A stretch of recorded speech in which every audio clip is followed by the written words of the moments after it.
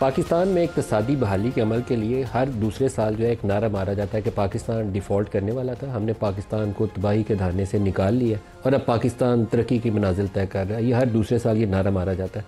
जो बैठा होता है इक़्तिदार में वो अपने से पहले वाले के ऊपर ये इल्ज़ाम आयद करता है, लेकिन हकीकतन आप देखें तो 30-35 सालों में पाकिस्तान तनज़ली का शिकार है। इकनॉमिक ग्रोथ के हवाले से, आपके टैक्स रेवेन्यूज़ के हवाले से, पाकिस्तान से बरामदात में इजाफे के हवाले से, पाकिस्तान में मैन्युफैक्चरिंग सेक्टर में नई सरमायाकारी के हवाले से, तो कोई ऐसी चीज़ नहीं है जो दरमियान में बेहतरी आई हो। एक सिर्फ 2-3 साल का पीरियड था जिसमें CPEC के तहत पाकिस्तान में इंफ्रास्ट्रक्चर के शोबे में काफ़ी ज़्यादा चाइनीज़ पैसा आया, जिसके नतीजे में नई इंफ्रास्ट्रक्चर डेवलपमेंट हुई। लेकिन उसके बाद हम बैलेंस ऑफ पेमेंट क्राइसिस में फंस गए, क्योंकि वो 25-30 अरब डॉलर जो चाइनीज़ कंपनीज़ ने पाकिस्तान में आके पैसा लगाया वो वापस करने के लिए हमारे पास पैसे नहीं है। वो बराह रास्त सरमायाकारी हो तो फिर तो वो सरमाया लगाने वाले की ज़िम्मेदारी है, यहाँ स्टेट गारंटीड है या वो कर्ज़े, तो वहाँ पैसा वापस करना है तो पैसा पास है नहीं है। अदादोशुमार हर महीने आते हैं, कल वो इन्फ्लेशन का नंबर था, आज ट्रेड के नंबर्स आए हैं, तो बरामदात में नवंबर के महीने में अक्टूबर के मुकाबले में 15.8% कमी है, और अगर नवंबर को पिछले साल नवंबर से मिलाएं तो फिर भी 15.35% कमी है, और पहले 5 माह के अंदर 37% ट्रेड डेफिसिट ऊपर चला गया। तो कौन सा ऐसी दुनिया की साइंस है जो ये बताती है हमें कि पाकिस्तान तरक्की की राह के ऊपर गामज़न है, जो रोज़ हुकूमत दावा करती है, सुबह शुरू होते हैं और शाम तक बताते हैं कि हम पाकिस्तान बहुत तरक्की कर रहे हैं। टैक्स रेट्स ले गए हैं 40% सैलरीड क्लास के ऊपर और कुछ 60% जो बड़े इंडस्ट्रीज हैं, कॉर्पोरेट सेक्टर्स हैं, उनके ऊपर।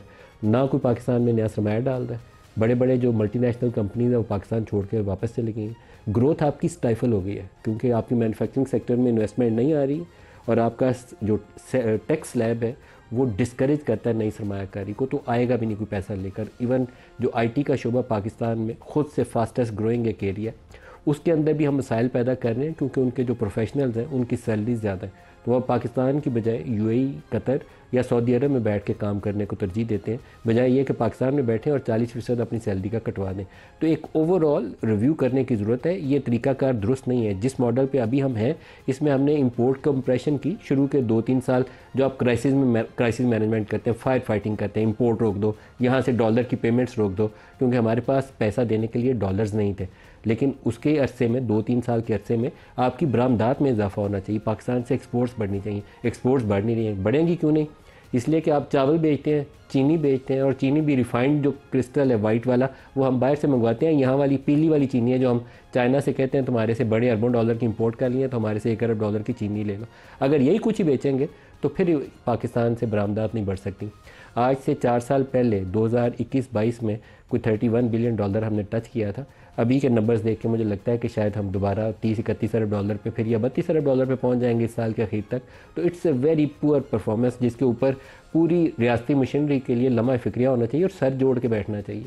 और टैक्सेस के स्लैब जो है उसको सब्सटेंशली रिड्यूस करने की ज़रूरत है, ताकि कोई पाकिस्तान में काम करने की पोजीशन में आए। अगर किसी ने 100 रुपया कमाया और 40 सरकार ले जाएगी तो फिर पाकिस्तान आगे नहीं चल सकता।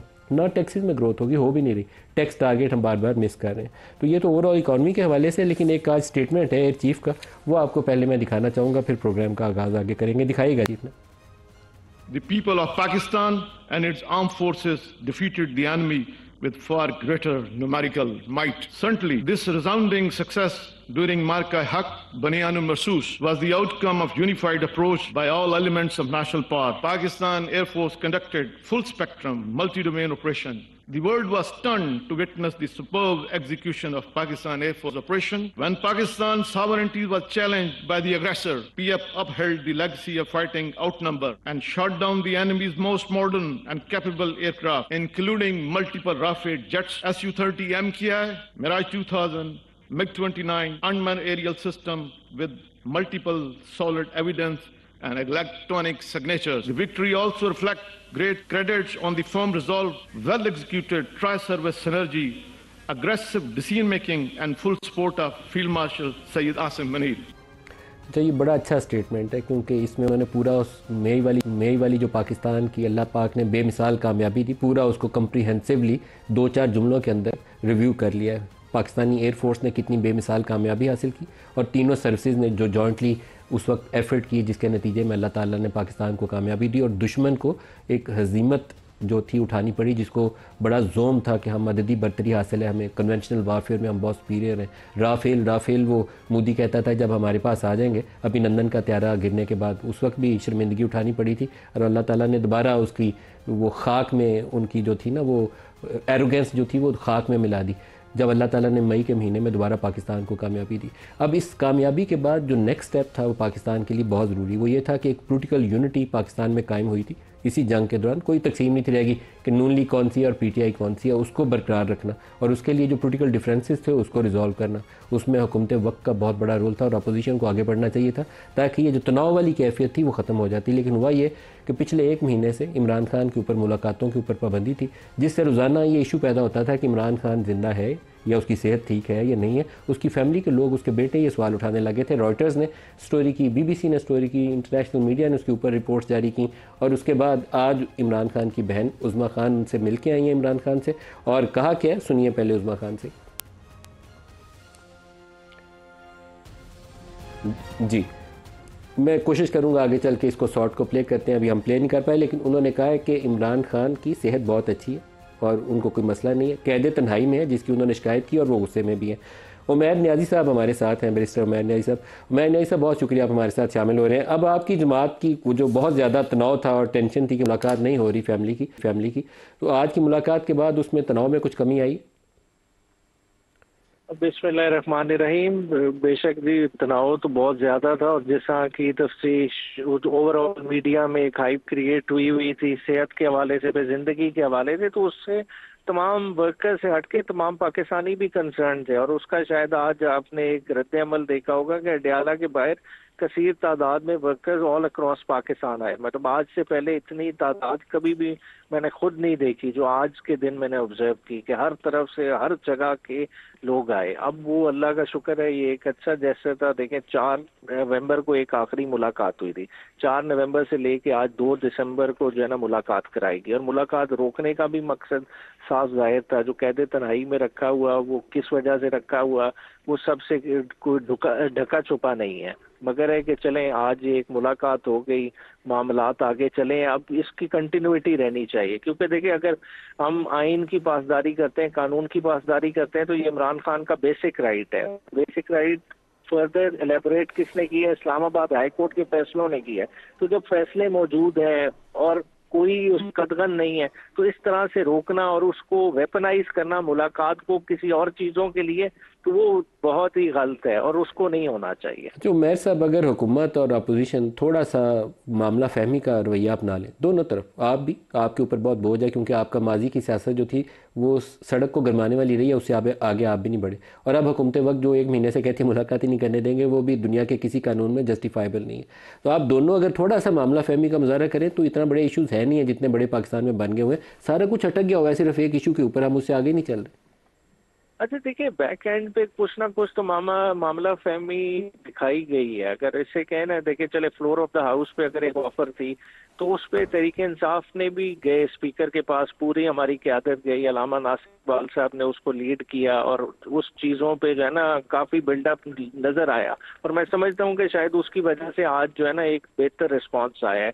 पर इस चीज़ की कंटिन्यूटी ज़ाहिरी तौर पे बननी चाहिए, मगर इसमें देखिए इसमें बहुत सारा हुकूमत का भी रोल है। हुकूमत को बहुत सारी चीज़ों की ओनरशिप लेनी पड़ेगी। हुकूमत खाली हाथ खड़े कर ले कि जी हम अडयाला के मामलात में बेबस हैं, तो वो भी फिर एक ठीक तासुर नहीं है। आपने कहा कि बैक एंड पे कुछ मामला फहमी हुई है, वो क्या हुई है बैक एंड पे मामला फहमी?